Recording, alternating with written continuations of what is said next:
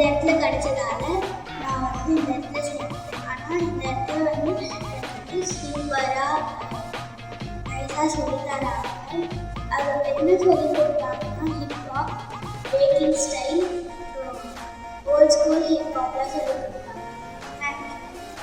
My name is Sarita. I'm studying in 4th standard B section.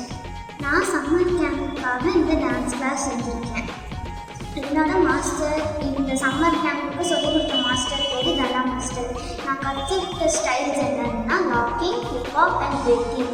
இது வந்துட்டு ரொம்ப ஃபன்னாகவும் இருந்துச்சு அண்ட் நான் நல்ல ஒரு எக்ஸ்பீரியன்ஸுமே கற்றுக்கிட்டேன். Thank you. Hi, my name is Neeraj and I'm studying in 8th grade in Omega.